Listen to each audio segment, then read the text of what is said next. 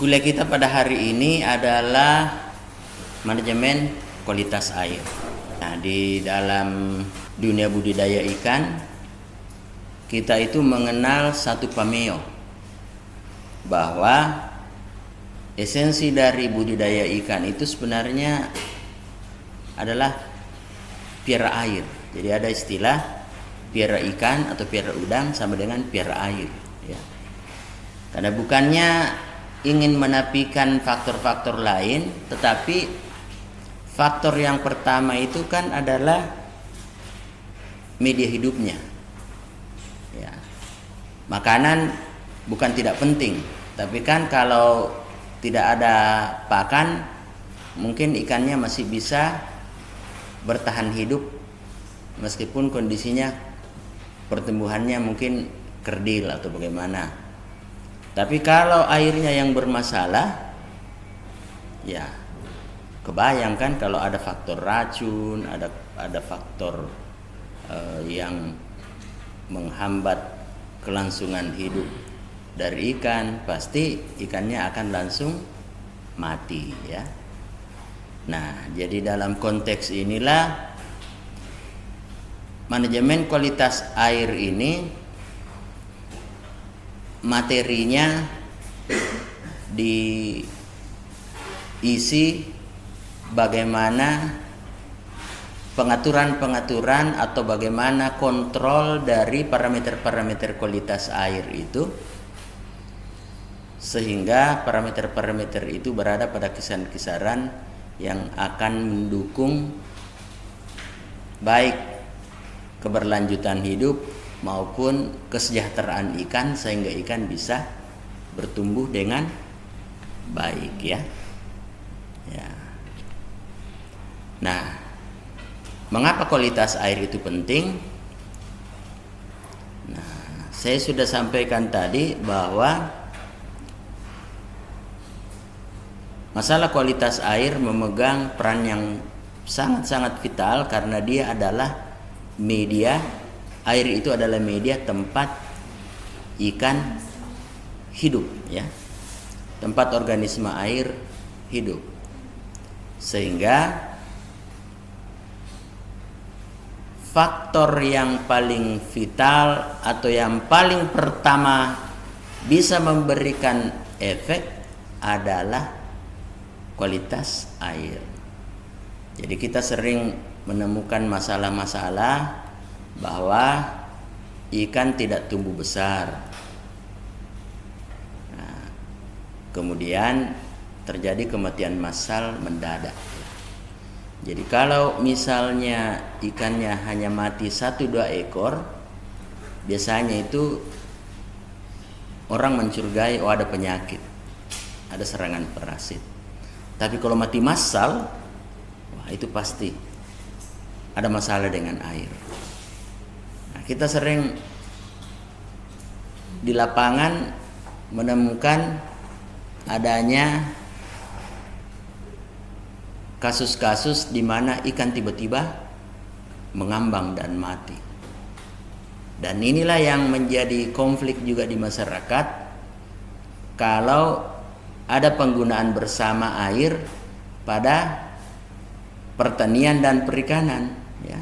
Saya kira di desa-desa yang di Sulawesi Tenggara ini kadang banyak kita temui di mana ada area persawahan, kemudian tidak jauh dari area persawahan itu ada kolam-kolam ikan air tawar. Nah, ini problemnya ini kalau airnya itu duluan dari pertanian baru masuk di daerah-daerah perkolaman ikan. Itu bisa terjadi konflik karena di ujung sana orang cuci-cuci peralatannya ternyata bekas semprot-semprot herbisida atau pestisida untuk insektisida segala macam. Limbah-limbahnya itu ada yang mengalir ke situ, ya. Nah, jadi itu ilustrasi bahwa betapa kualitas air itu sangat-sangat beresiko karena langsung mengakibatkan kematian massal. Jadi kondisi-kondisi tidak tumbuh besar, kemudian kematian massal itu semata-mata kalau pertumbuhan itu bukan hanya faktor pakan tetapi juga kualitas air. Karena Anda mungkin sudah belajar fisiologi ya, bahwa dalam pertumbuhan itu ikan bertumbuh itu adalah energi yang tersisa dari kebutuhan-kebutuhan yang lain. Jadi kebutuhan yang pertama bagi ikan itu ya mungkin untuk penyesuaian diri. Ya, penyesuaian diri. Kemudian ada juga energi yang dikeluarkan untuk mengatasi adanya kondisi stres di lingkungan. Ya. Jadi kapan kondisi lingkungan tidak sesuai dengan kisaran-kisaran yang dia optimum untuk pertumbuhannya, dia akan mengeluarkan belanja energi untuk menyesuaikan diri dengan kondisi itu. Akibatnya apa? Energi yang harusnya untuk pertumbuhan itu boleh dikata dibelanjakan untuk penyesuaian diri dengan lingkungannya. Nah, kemudian sehingga di dalam berpikirnya para manajer-manajer tambak atau manajer-manajer budidaya udang sekarang itu pengelolaan kualitas air itu menjadi sesuatu yang sangat-sangat vital juga. Karena seperti yang saya katakan tadi, kalau ikannya kurang makan itu tidak akan langsung menyebabkan kematian. Tapi kalau airnya bermasalah, itu bisa menyebabkan terjadinya kematian massal ya. Ya khususnya pada industri-industri padat modal seperti budidaya intensif udang ya. Ya, ketika pengelolaannya bermasalah, katakanlah kan sebagai budidaya dengan padat tebar yang sangat tinggi,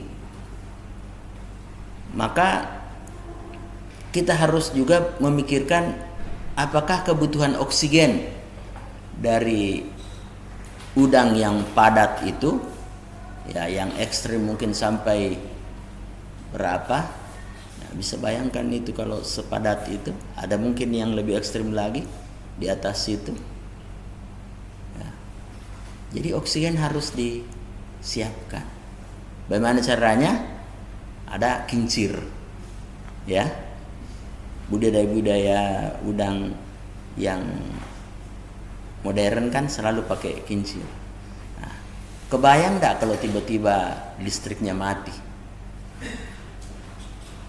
Maka suplai oksigen dari kincir itu akan terhambat dan oksigen di dalam air akan berkurang, maka udang akan mengapung. Kenapa mengapung? Mereka mencari oksigen di lapisan permukaan air, karena di lapisan permukaan air ini masih ada oksigen yang dari atmosfer yang mengalami penetrasi masuk ke dalam ya. Nah, jadi ini kalau tidak ditangani cepat, maka semua udang dalam kolam itu akan mati. Makanya sekarang itu industri-industri udang itu, meskipun misalnya sudah dilayani oleh PLN, mereka tetap harus standby dengan generator sendiri ya. Jadi tidak usah jauh-jauh, kita saja di lab ini, kalau tiba-tiba mati lampu dari PLN, tersedia genset ya.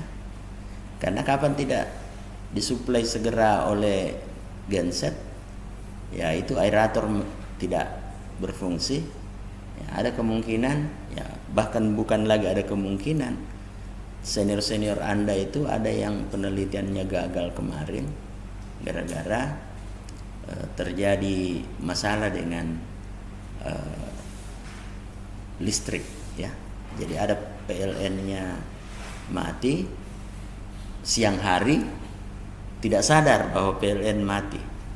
Jadi yang jaga penelitian sedang ke tempat yang lain. Sebenarnya tetap di kampus ini, hanya ke tempat sebelah. Pas dia kembali sudah mengapung. Padahal genset tersedia. Ya, itu menunjukkan betapa sensitifnya yang namanya kualitas air. Kalau tidak dikasih makan 2 hari mungkin tidak apa-apa. Tapi ternyata aerator tidak menyala 1 jam sudah menimbulkan masalah. Itulah mengapa kualitas air itu menjadi satu hal yang sangat krusial di dalam budidaya ikan. Nah, kalau kita bicara tentang model-model budidaya, nah, ini mungkin analog dengan kondisi di darat ya. Jadi bahwa kalau di darat itu kita mengenal ada yang masyarakat yang berburu ya. Ya. Jadi dia mencari hewan-hewan buruan. Ya, mungkin kalau di kita konteksnya ini tipe perikanan yang pertama itu seperti yang dilakukan oleh nelayan setiap hari ya, menangkap ikan. Nah, tentunya tipe yang pertama ini manajemen kualitas air tidak punya kekuasaan di situ ya. Nah, tipe yang kedua ini seperti modelnya pertanian ya. Jadi ada penebaran spesies, kemudian dilakukan pemupukan. Pemupukan itu apa gunanya? Untuk menumbuhkan fitoplankton. Fitoplanktonnya tumbuh subur, ikan makan dari fitoplankton ya. Nah, dalam konteks manajemen kualitas air ini kita bisa masuk ke dalam tipe perikanan ini ya. Karena kita akan memperkenalkan juga cara-cara bagaimana meramu pupuk ya. Jadi kita akan meramu pupuk, bagaimana komposisi pupuk untuk menumbuhkan jenis-jenis fitoplankton tertentu. Nah, kemudian di dalam manajemen kualitas air berikutnya itu kadang-kadang juga setelah kita kasih pupuk, wah ini terlalu padat planktonnya. Sementara kita tahu plankton itu kan tumbuhan, khususnya yang fitoplankton ya. Siang hari dia memang menghasilkan oksigen lewat fotosintesis. Tapi malam hari dia juga melakukan respirasi. Ya. Jadi malam hari itu tumbuh fitoplankton itu juga ikut atau turut menghabiskan oksigen di dalam perairan atau di dalam kolam. Karena itu keberadaannya kalau terlalu padat juga harus kita kurangi. Nah, itu merupakan bagian dari intervensi-intervensi yang dilakukan dalam kaitannya dengan manajemen kualitas air, khususnya pada tipe perikanan yang kedua ini, yaitu tipe perikanan di mana ada spesies yang ditebar, kemudian hewannya tidak dikasih makan secara langsung, tetapi dilakukan pemupukan sehingga muncul fitoplankton. Lalu fitoplankton inilah kemudian yang menjadi makanannya si ikan ya. Jadi saya kira di daerah-daerah Konsel, Bombana dengan mudah kita bisa temukan praktek-praktek budidaya udang, budidaya ikan bandeng ya, yang sifatnya tradisional seperti ini. Jadi sebelum penebaran mereka melakukan pemupukan. Nah, kemudian setelah pemupukan muncul tumbuh kelekap. Tahu kelekap? Itu kelekap itu adalah sebutan untuk kompleks gabungan antara beberapa kelompok plankton, beberapa kelompok bakteri, beberapa kelompok tumbuhan ya yang tumbuh di dasar tambak yang kemudian itu menjadi makanannya ikan atau udang yang kita pelihara ya. Jadi nanti coba googling itu kelekap ya. Kelekap ada berbagai macam kompleks yang membentuknya, tetapi itu dirangsang pertumbuhannya dengan menggunakan pupuk. Nah, bagaimana cara pemupukannya Pak? Jadi begini, harus Anda ingat ada perbedaan antara memupuk kelekap dengan memupuk fitoplankton. Jadi kalau memupuk kelekap, karena kelekap itu tumbuhnya di dasar tambak, maka di awal sebelum kita menebar ikan atau udang, kita sudah melakukan pemupukan. Jadi caranya, tambak yang sudah panen biasanya kan ada prosedur untuk membolak-balik dasar tambak, kemudian dikeringkan. Dikeringkan itu biar kalau ada bakteri-bakteri, ada kuman, ada apa segala macam bisa mati dengan proses matahari, ya. Nah, setelah itu ada pembalikan tanah juga biar gas-gas beracun yang mungkin berada di lapisan tanah yang tidak terekspos dengan oksigen itu, jadi kondisi anaerob, kemungkinan bisa menyimpan gas-gas beracun itu tanahnya dibalik-balik sehingga kemudian kering ya, lalu habis itu diratakan lagi. Nah, setelah diratakan dimasukkan air, biasanya airnya ya mungkin sejengkal atau 2 jengkal. Nah, disinilah kemudian ditebar pupuk, dibiarkan air kolam itu menguap. Jadi airnya menguap, tapi pupuknya ini mengalami dekomposisi kemudian diserap masuk oleh lapisan tanah.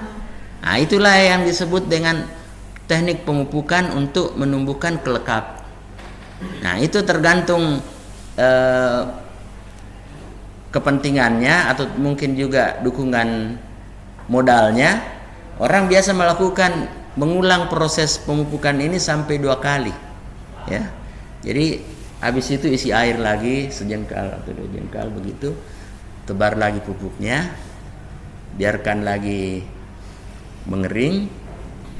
Nah, ini biasanya kalau tradisional itu dulu pernah populer itu pupuk berupa kotoran kelelawar ya. Jadi mengandung P barangkali itu ya, kalau atau mengandung N ya. Pokoknya dicari itu mana, karena konsepnya itu kan N atau P atau K ya. Ya, kalau kotoran kan biasa kotoran sapi atau kotoran hewan itu mengandung N. Itu ditaruh lagi, dibiarkan lagi sampai airnya menguap. Kemudian ini nutrisi-nutrisi untuk pertumbuhan kelekapnya itu meresap masuk di dalam tambak. Nah, itulah kemudian yang menjadi nutrisi untuk menumbuhkan kelekap. Setelah itu ditambahkan air, ya mungkin sudah sekitar 60 cm atau mendekat-dekat 1 meter. Nah, itu biasa dipupuk lagi. Nah, kali ini pemupukan yang dimasukkan ke dalam air yang sudah setinggi paha itu, nah, itu yang disebut dengan pemupukan untuk menumbuhkan fitoplankton. Nah, jadi setelah fitoplanktonnya tumbuh, dimasukkanlah ikannya, bibitnya. Nah, sampai panen ikan tidak diberi makan. Jadi hanya dengan pemupukan. Itulah yang disebut dengan tipe perikanan kedua ini. Nah, kemudian tipe perikanan ketiga ini yang intensif ya. Ini yang saya katakan tadi, penebaran pada tinggi, suplai makan penuh, seperti yang ada di PT apa namanya yang di atas, bukan di pinggir laut ya, tapi dia tempatkan metode budidayanya pakai kolam-kolam terpal bundar ya. Di situ dia intensif, airnya dihisap menggunakan pompa dari laut yang sudah disaring, airnya sudah bersih. Nah, ini kepadatan tinggi, kemudian pakannya suplai penuh dari pakan yang diberikan yang merupakan pakan komersial. Nah, itu yang tipe intensif. Jadi manajemen kualitas air juga menyentuh atau bersentuhan dengan tipe intensif ini. Jadi tentunya juga ada beberapa manajemen dan saya kira itu salah satu tanggung jawab dan profesinya nanti teman-teman yang akan lulus dari jurusan BDP ini. Jadi saya jalan ke Kolaka, banyak pemilik tambak itu yang merubah tambaknya jadi tambak intensif. Kemudian yang jadi manajer tambaknya itu alumni perikanan BDP dari Unhas. Bilang, kenapa tidak ada yang dari UHO yang masuk di bidang ini? Jadi mereka itu selain dapat gaji tetap, mereka juga dapat fee. Bahwa 10% atau 20% tergantung perjanjian dari hasil tambak ini adalah bagiannya si manajer, teknisi tambak. Kemudian ada lagi bagiannya yang kerja kasih makan tiap hari. Jadi mereka bersemangat. Dan ini si mahasiswa ini, si alumni perikanan ini ya bertanggung jawab penuh untuk segala macam itu, termasuk mengantisipasi kondisi-kondisi darurat seperti tadi, bermasalah dengan genset atau bermasalah dengan kincir airnya untuk suplai oksigennya. Karena kalau kualitas air khususnya oksigennya yang kena, yang bermasalah, sudah tidak ada aktivitas, tidak ada upaya yang bisa dilakukan kecuali bagaimana menyembuhkan atau memulihkan kembali suplai oksigen itu. Jadi itu problemnya kalau padat penebarannya tinggi. Jadi saya kira ini ya sama dengan risiko bisnis apapun kan, modal tinggi, gain juga tinggi ya, tapi risiko juga tinggi. Nah, kalau modal yang diberikan itu berlevel tradisional seperti yang biasa pernah saya wawancarai di Kolaka Utara itu, saya hitung-hitung modalnya sekitar 5 jutaan. Tetapi kalau berhasil bisa dapat 30 juta. Nah, coba bayangkan dengan yang modalnya untuk intensif, ya mungkin kolam-kolam bundar yang lebarnya ya mungkin seperti ini, itu mungkin sudah menyerap 150 juta satu kali siklus ya. Tapi kalau dapat bisa 300 juta kembali ya. Jadi itu ya. Nah, kemudian itu lagi keluhannya petambak, tapi tidak selalu Pak begitu. Kenapa? Kadang-kadang ada masa di mana banyak penyakit ya. Nah, itu juga menjadi suatu masalah khususnya pada saat musim hujan. Kenapa? Karena volume air tawar banyak, lalu salinitas akan turun. Nah, itu juga masalah itu. Nah, ketika salinitasnya normal, jarang ada bakteri yang bertahan dengan kondisi salinitas yang tinggi ya. Kita tahu kan, sudah ambil fisiologi kan, bahwa tekanan osmotik itu di luar tubuh organisme yang salinitasnya tinggi itu sangat tinggi ya. Jadi tekanan osmotik di luar tubuh sangat tinggi sehingga ya makhluk-makhluk ya sebangsanya bakteri segala macam itu sulit bertahan hidup ya. Tetapi ketika terjadi suplai air tawar yang masif di musim hujan ya itu pasti salinitasnya juga akan turun dan itu akan berpengaruh. Jadi kualitas air ini suatu parameter yang memang sangat-sangat menentukan bagi keberhasilan budidaya karena menyangkut hidup dan kemampuan hewan budidaya itu untuk bertumbuh. Nah, kemudian kita kupas dulu ini manajemen kualitas air. Apa sih definisi dan konsep dasar dari manajemen kualitas air?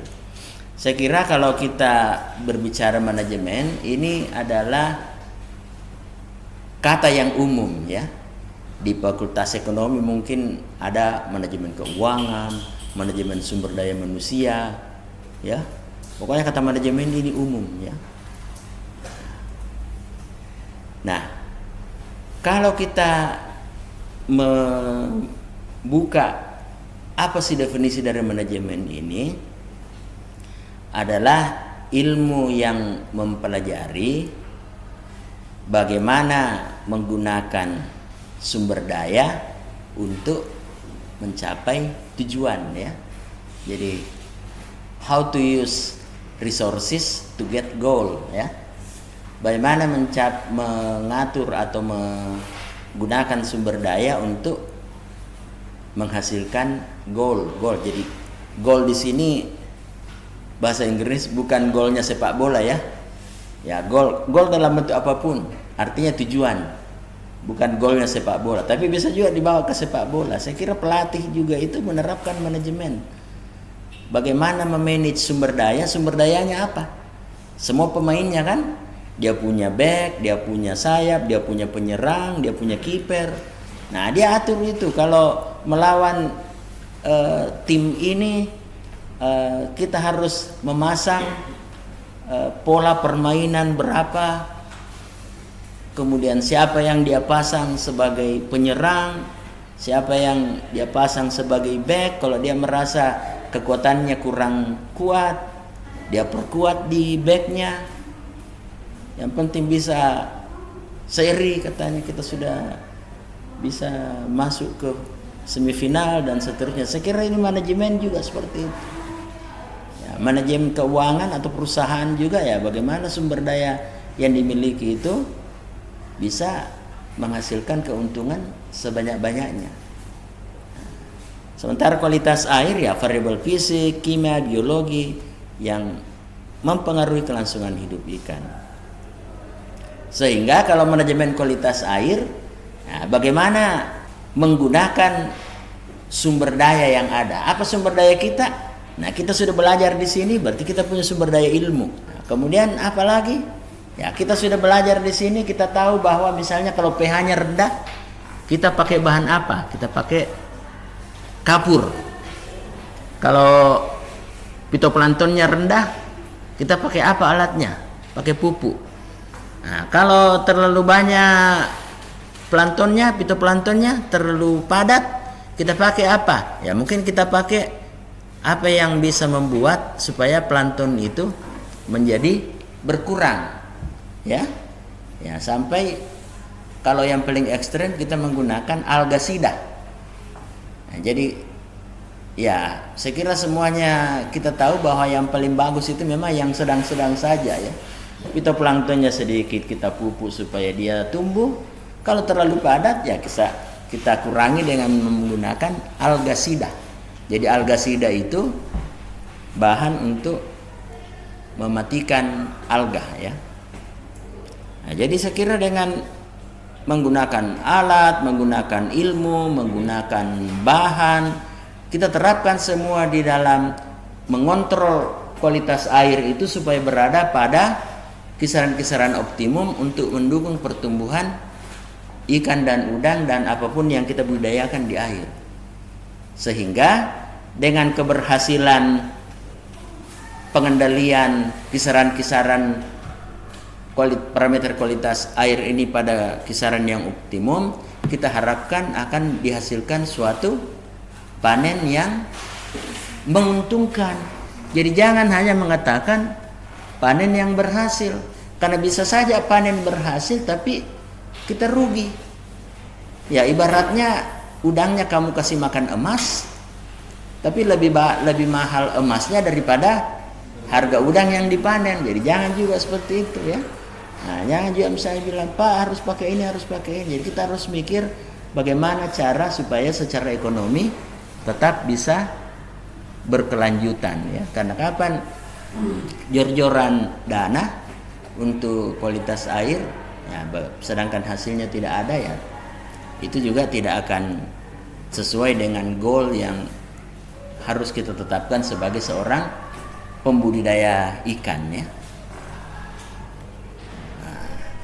Jadi dari pengantar ini kita bisa menyimpulkan bahwa kualitas air adalah fondasi utama keberhasilan budidaya.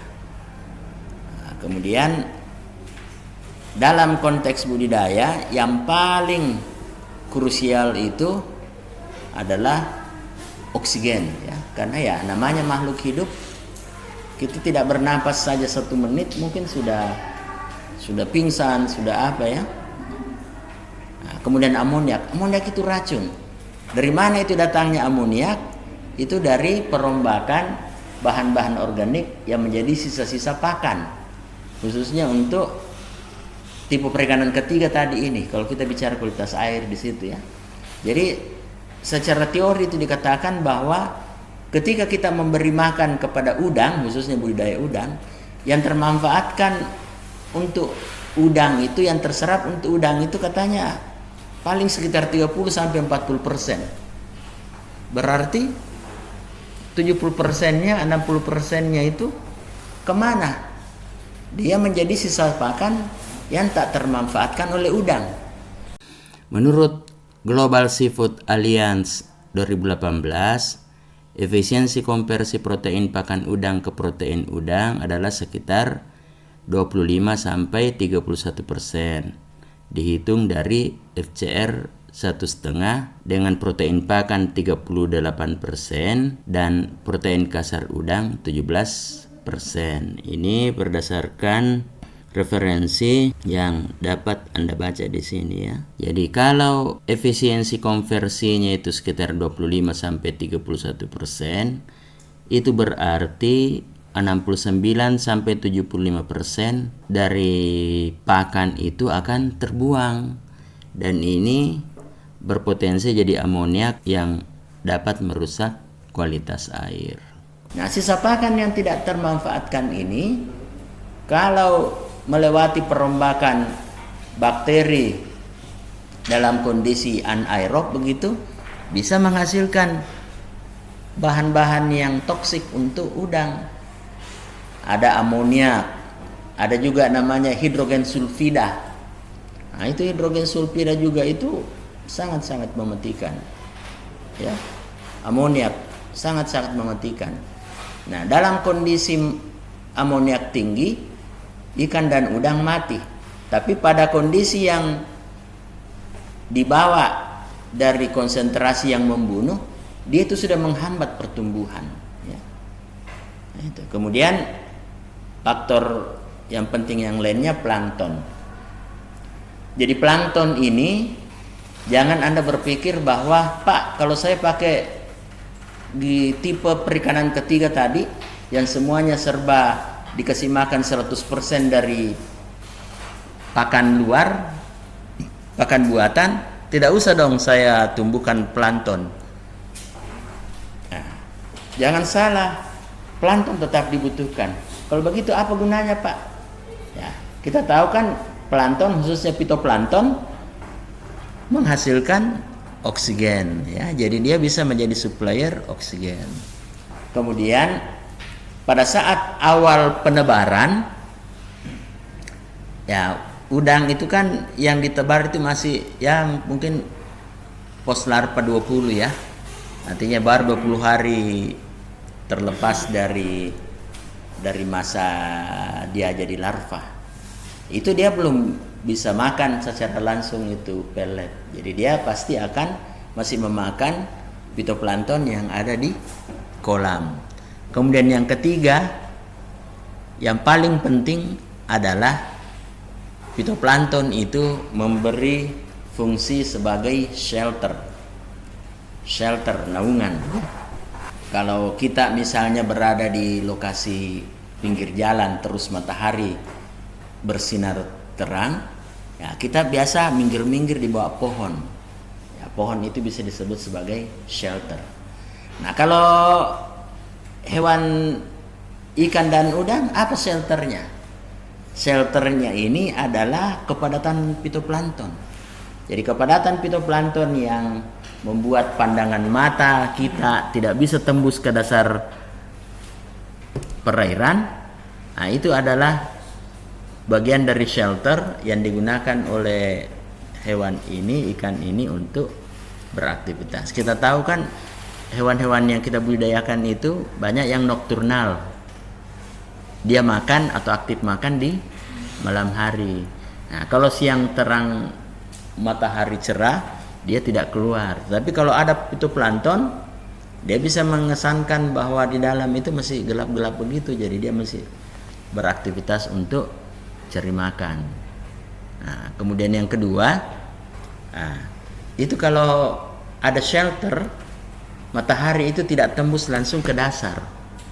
Nah, kolam-kolam alami yang dasarnya tanah, itu bisa saja di bawah situ ada bibit-bibit tanaman yang kalau terkena matahari, bibit tanamannya itu akan berkembang dan jadi tumbuh jadi tanaman yang makro, ya, makropita.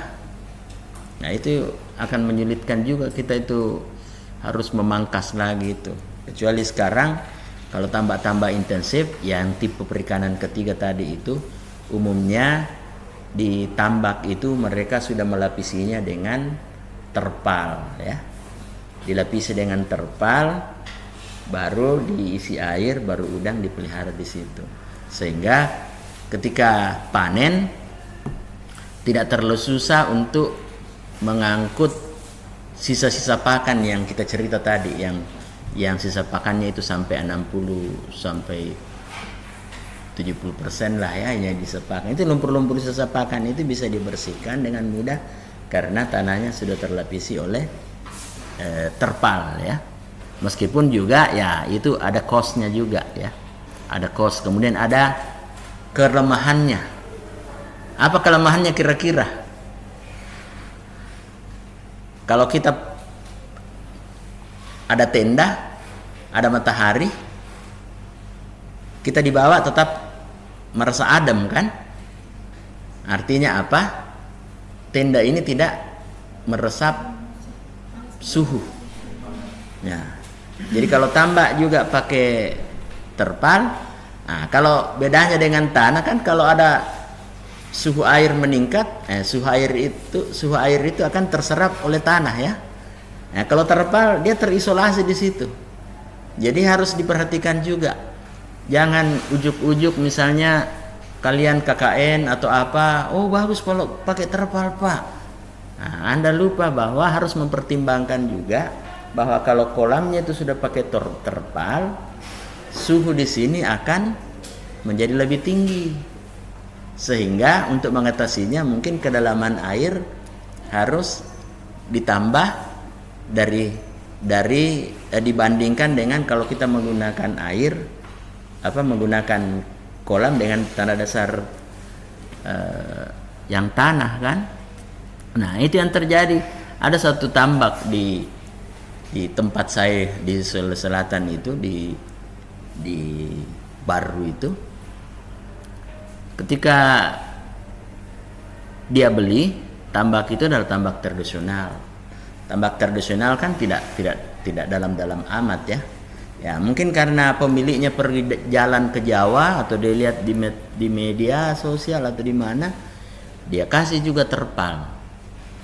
Ternyata dia tidak pertimbangkan bahwa itu menyebabkan suhu kolam menjadi tinggi. Jadi udangnya meloncat karena kepanasan.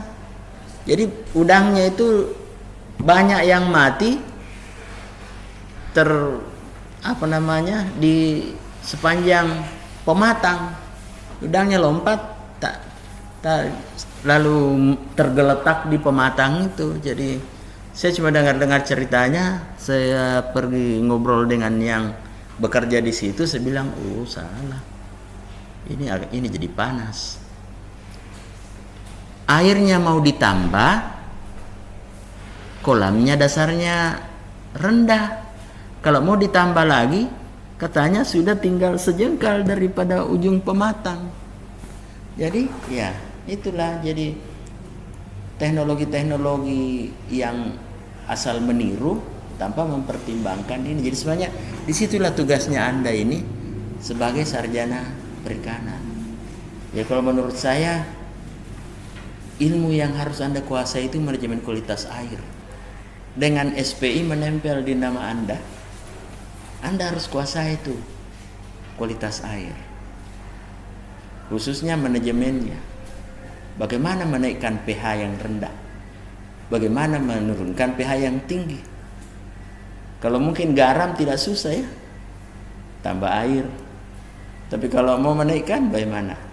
Mau beli garam di pasar, jangan salah, di itu ada iodiumnya. Kamu pakai garam itu untuk kolam ikan atau akuarium, mati. Jadi di mana ambilnya, Pak? Beli langsung dari petani yang kayak di Madura itu kan tambak-tambaknya diisi air laut, kemudian menguap airnya. Nah itu garamnya itu belum masuk untuk ditambah dengan iodium dan segala macam ya. Jadi masih murni lah. Nah itu bisa diambil untuk kepentingan perikanan. Nah, bagaimana kalau manajemen lainnya itu yang harus Anda tahu juga, bagaimana produk-produk di lapangan itu banyak produk-produk komersial yang khususnya juga untuk menangani yang amoniak ini. Nah, kita tahu sekarang ini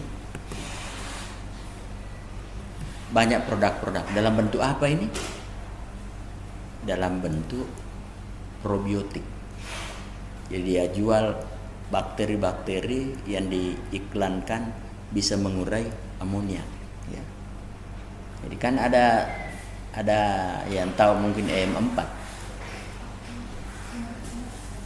efektif mikroorganisme 4, ya.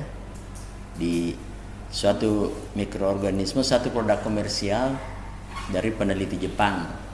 Nah itu ada bermacam-macam warnanya, itu ada yang buat bikin pupuk yang kuning itu kan untuk dekomposisi.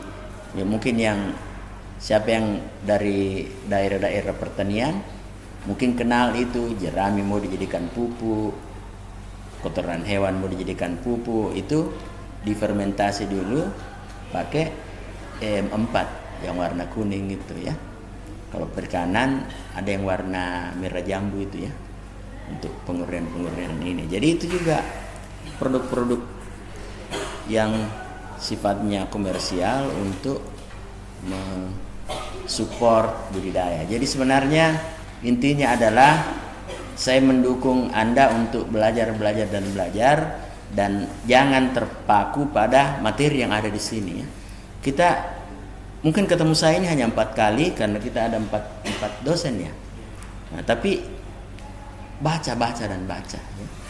Baca dan baca, kemudian ada mekanisme, ada lagi model-model budidaya sekarang itu ya, mungkin Anda tahu ada yang disebut dengan IMTA ya, integrated multitropic aquaculture ya.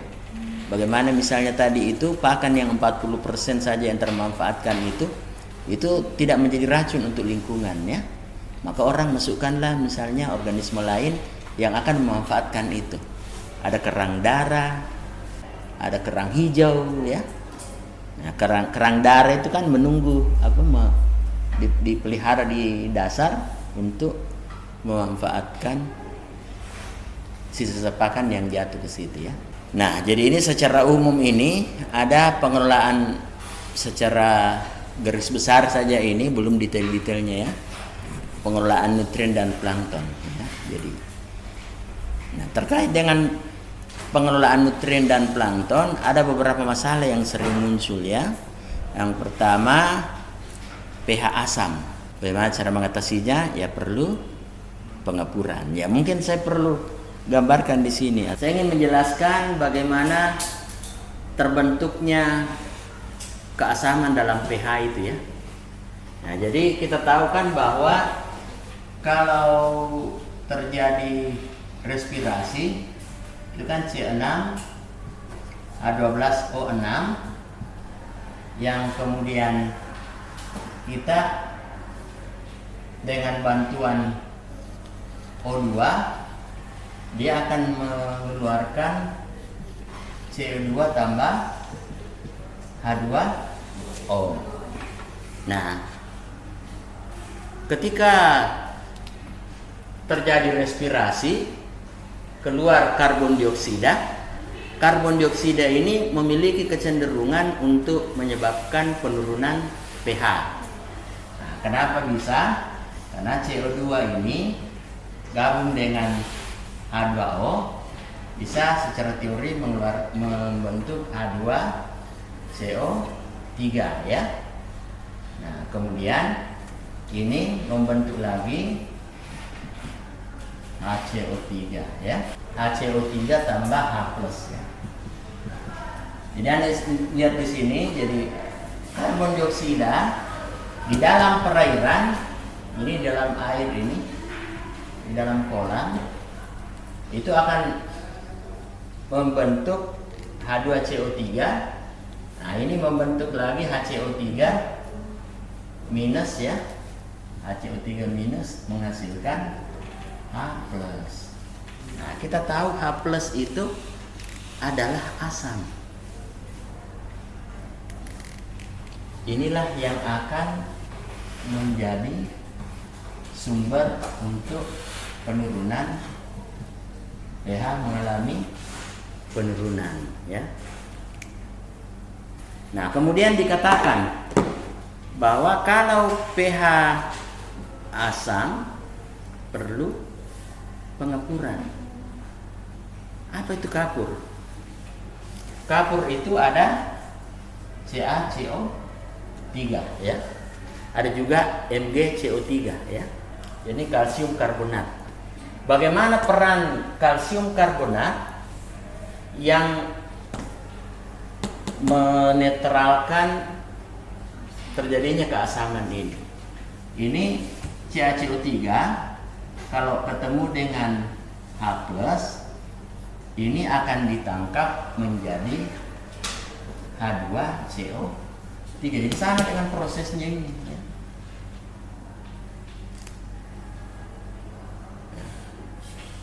Jadi hanya ini akan terlepas, Ca dengan CO3 terlepas, hanya ini akan terikat di sini. Jadi Anda bisa bayangkan satu apa istilahnya molekul CO3 menangkap dua molekul H+. Jadi ini penjelasannya mengapa keberadaan kapur bisa mengikat H+. Nah, sementara itu ada juga unsur OH-. OH- ini yang akan memberi efek basa sehingga pH akan meningkat. Nah, kalau pH meningkat juga itu banyak juga efek negatifnya ya. Ya, seperti kehidupan sehari-hari ya, yang bagus itu adalah yang sedang-sedang saja. pH-nya sekitar 7 ya. Kalau di bawah 7 pH-nya asam, di atas 7 pH-nya basa, itu juga tidak bagus untuk organisme yang kita budidayakan. Nah, apa yang terjadi kalau OH-? Ya, ini juga CaCO3 tambah OH-. Nah, yang bekerja di sini adalah CaOH 2 kali. Ya, kita lihat ini Jadi satu kali kita menurunkan kapur, ada dua reaksi yang dia akan hasilkan. Kalau terjadi kondisi pH rendah dengan banyaknya H+, dia akan tangkap itu hanya menjadi H2CO3 sehingga dia bisa menetralkan atau menaikkan kembali pH. Nah, kalau misalnya OH- yang banyak, ya, nah ini kan H2O ini ya, kita lihat kan H2O ini kan ya H+ tambah OH- ini. Nah, kalau OH- yang banyak ditangkap sama Ca, kalsium. Jadi inilah yang dikenal dengan istilah buffer, ya. Jadi efek buffer. Ini buffer ini kayak apa? Shock breaker, ya. Jadi buffer, pH buffer. Nah, inilah kapur ini, ya. Jadi dia tidak akan mengalami kenaikan karena di buffer oleh komponen ini. Jadi kan ada juga Mg, ya, yang kalau dalam Anda yang dari IPA SMA ada masih ingat susunan berkala unsur, ingat yang ada di 1A 2A itu kan ada kalsium, magnesium itu, ya, dua kelompok. Di 2A itu ada kalsium, magnesium itu kan CaCO3 atau MgCO3 dan seterusnya. Jadi inilah gambaran mengapa keberadaan dari kapur itu bisa memperbaiki pH asam. Nah, saya tadi mengatakan bahwa fitoplankton itu memberi efek shelter, ya, Pak. Kayak kekeruhan lah begitu. Nah, sebagaimana tadi dikatakan lagi bahwa kalau terlalu jernih airnya tidak bagus, tapi ternyata kalau terlalu keruh juga tidak bagus, karena kalau terjadi kekeruhan tinggi berarti matahari tidak akan masuk ke dalam kita punya kolam. Sementara kita punya kolam itu kan ada fitoplankton. Fitoplankton itu harus berfotosintesis. Untuk berfotosintesis dia butuh matahari. Kalau terlalu gelap, sinar matahari tidak bisa menembus sehingga tidak ada fotosintesis. Kalau tidak ada fotosintesis, fitoplanktonnya mati, ya, jadi masalah lagi. Jadi gawat juga itu kalau tiba-tiba fitoplankton mati, langsung bisa terjadi bau busuk di kolam. Kenapa bau busuk di kolam? Ya karena itu tadi, fitoplanktonnya itu pada mati, membusuk, ya, sehingga harus ada pengendalian lagi. Caranya ya mungkin kalau kondisinya seperti itu ya ganti air, ya. Kita kasih keluar itu volume air yang kolom air yang terlalu mengandung banyak fitoplankton, kemudian kita masukkan air baru sehingga terjadi pengenceran. Atau kalau mau yang ekstrem ya pakai lagi algasida, ya. Kemudian permasalahan yang juga kita tidak menghendaki itu ya adanya ledakan plankton yang justru menghabiskan oksigen, karena kita tahu bahwa di malam hari tumbuhan itu juga melakukan respirasi, sehingga biasa mungkin Anda dengar nasihat jangan kasih masuk pot bunga di kamar tidur. Karena apa? Bunga itu juga akan respirasi kalau malam hari. Jadi kita akan rebutan oksigen sama tanaman. Apalagi kalau kamar tidur kan kita tutup rapat. Apalagi ada AC. Tidak ada ini dari jendela atau dari apa kan? Nah, itu Anda akan rebutan oksigen dengan itu, ya. Nah, kemudian tipe perikanan yang ketiga tadi yang intensif itu dengan kepadatan tinggi itu, Nah, itu juga ada masalah dari yang saya sebutkan tadi bahwa hanya sekitar 40% dari pakan yang diberikan itu yang dimanfaatkan. Jadi 60% itu akan menjadi masalah, itu bisa jadi sampah-sampah metabolik. Kemudian ini dari karbon dioksida ini dari proses bernafasnya udang tadi yang mungkin sampai 100.000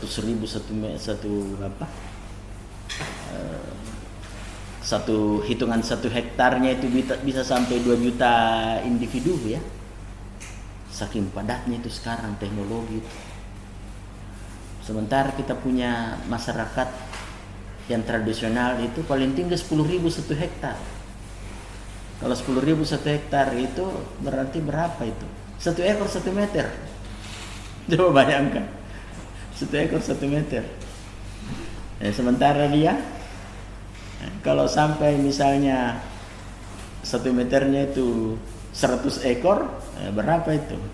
Hitungan konversinya ke hektar kali 10.000, 10.000 tempat nolnya, ini 102 berarti 6. Berarti kalau 100 ekor per hektar ekivalensinya 1 juta ekor per hektar.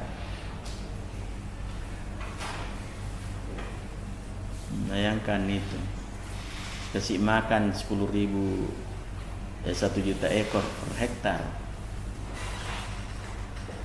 dengan makanan yang berlebih, sehingga banyak amoniak dan nitrit ya. Nah, kemudian dengan adanya bahan organik yang tinggi dari sisa pakan, itu plankton bisa mengalami ledakan pertumbuhan karena ada nutrisi yang banyak kan. Nah, ini juga kalau kepadatan plankton tinggi, keseimbangan budget oksigen akan menjadi masalah. Nah, saya kira ini materi yang bisa sampaikan untuk pertemuan ini.